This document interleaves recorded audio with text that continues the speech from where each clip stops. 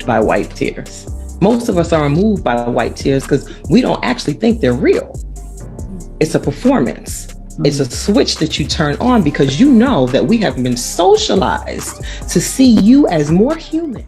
Nia Long is out here exposing her ex-husband Ime Udoka's white mistress Kathleen Lynch after hearing Dr. Yaba Blay speak. Nia is explaining how Kathleen was shielded from harm because she is a woman of color, while she and her black children were expected to remain tough after being drawn into controversy and tarred on social media. What truly surprised me about the situation, though, was how clearly competent Kathleen was, as she was in charge of making travel and lodging arrangements for the relatives of Celtic squad members, including Nia. The boldness. Nia is now calling her out because she is tired of being silent.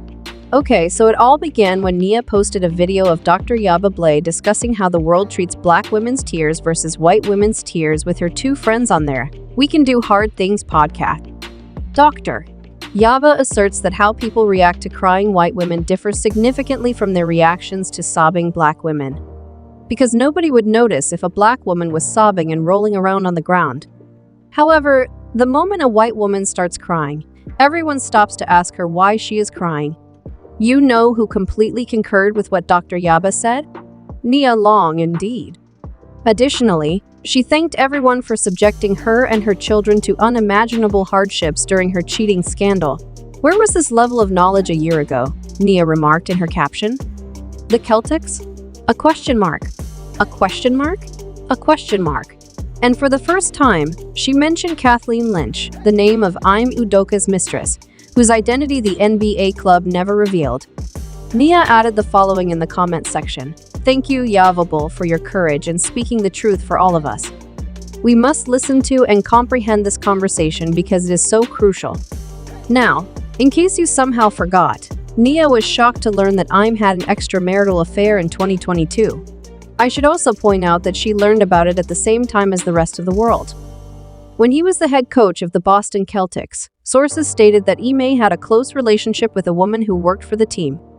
The NBA franchise said that Ime had been suspended shortly after the scandal broke, citing policy infractions. While Kathleen was spared punishment for the incident, Ime was suspended from the team. She wasn't even mentioned, in fact. Ime also issued a statement of his own, in which he expressed his regret for disappointing our players, supporters, the entire Celtics organization, and his family. I regret putting the team in this challenging predicament, and I agree with their choice. I will refrain from saying anything else out of respect for everyone concerned. Remember, even though Ime was known, the person who had an affair with her was kept anonymous throughout the entire period when people were offering their condolences and so. After that, things really heated up when rumors surfaced that Ime Udoka had been caught having sex with a number of Celtic staff members while he was the team's head coach. However, it was the relationship with Kathleen Lynch that garnered media attention. Kathleen is a devout Mormon, married with 3 children, and according to what I've learned, she was able to land a job with the organization because to her friendship with former Celtics chief of basketball operations Danny Ainge. Ainge is a fellow Mormon, and Kathleen and his daughter reportedly attended Brigham Young University together. Ainge, who was the Celtics chief of basketball operations at the time, was Kathleen's boss once she joined the team after graduating in 2011. And what about that? Ainge allegedly became aware of Kathleen and Ime's relationship in the summer of 2021, but he took no action. 4 months after the affair with Ime became public, it was also claimed that Kathleen was seen wearing her wedding and engagement rings, indicating that her marriage did not suffer the same fate as Nia. Other than that, Kathleen received a lot of protection, particularly from the Celtics team, which had retained counsel months before matters came to a head and had been looking into them for a while. Ime knew that things were going to go wrong sooner or later, but he did not even give Nia a heads up, which was one of the things that really upset her at the moment. Nia voiced her displeasure at being taken by surprise by Ime and the team members and executives who were aware of the situation for months. And what's this? 2 weeks before to the news's release, Nia had recently moved to Boston, and Kathleen, one of Ime's sidekicks, is thought to have assisted in organizing her travel plans. This only serves to demonstrate that Kathleen had the knowledge necessary to correctly organize her time with Ime, because she knew exactly who Nia was and perhaps even when she would be with Ime. Nia was also upset that once the issue was exposed, no one from the squad contacted her or even bothered to inquire about her son's well-being. "If you're in the business of defending women, I'm sorry," she told Hollywood Reporter. "Nobody from the Celtics organization has even phoned to check on me or my kid's well-being." The grimace my kid made when the Boston Celtics management decided to make a very private problem public was, in my opinion, the most sad part of it all. Following the breakup, Nia revealed to The Cut that she and Ime's son Kez were finding it extremely difficult to deal with the fallout. She added, "I don't understand why the Celtics decided to make my family's business public in reference to their decision. Everything might have been managed internally. I know why, but I'm unable to discuss it. Maybe I will someday. You know, stupidity is fueled by fear. I'll stop there and conclude. I've discovered that I'm more powerful than I ever imagined." However, despite their happiness to share the information with the public, Celtics made a point of excluding Kathleen's name from their release. That is really disgusting. How will you safeguard one woman while disregarding the other? It is rife with racism in all of its forms. Nia shares this viewpoint. She claims that because she is a white woman, they kept her identity a secret. One commenter on the video she uploaded even stated, "Hold on, so is the reason why the Celtics have been so jealously guarding the name of the co-adulterer because she is a white woman?" Finally having an explanation for why she has never been publicly named. "She was given anonymity, but your betrayal was made public for all to see?